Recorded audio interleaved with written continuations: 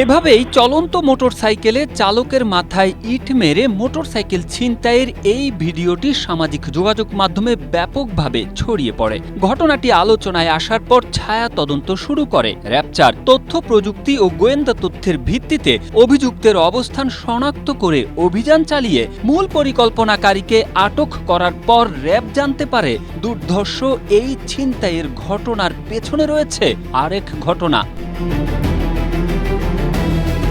বৃহস্পতিবার কাফরুল থানা এলাকায় অভিযান চালিয়ে মোটরসাইকেল ছিনতাইয়ের ঘটনার মূল পরিকল্পনাকারী মোহাম্মদ ফয়সাল ওরফে কালুকে আটক করে র্যাবচার। প্রাথমিক জিজ্ঞাসাবাদে র্যাব জানতে পারে ব্যবসায়িক বিষয় নিয়ে ভুক্তভোগী রাফির সঙ্গে অভিযুক্তদের আগে থেকেই বিরোধ চলছিল।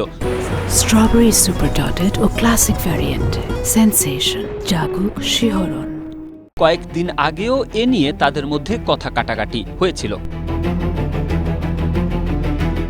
ঘটনার দিন রাফি একা মোটরসাইকেল চালিয়ে যাওয়ার সময় কালু, পারভেজ ও তাদের সহযোগীরা তাকে থামানোর চেষ্টা করে। কালু ব্যর্থ হলে কিছুটা সামনে অবস্থান নেওয়া পারভেজ একটি বড় ইটের টুকরা ছুঁড়ে রাফির মাথায় আঘাত করে। এতে তিনি মোটরসাইকেল থেকে পড়ে গিয়ে গুরুতর আহত হন। পরে অভিযুক্তরা আহত রাফিকে ঢাকা মেডিকেল কলেজ হাসপাতালে নিয়ে যায়। সেখানে তার অস্ত্রোপচার করা হয়েছে বলে জানা গেছে।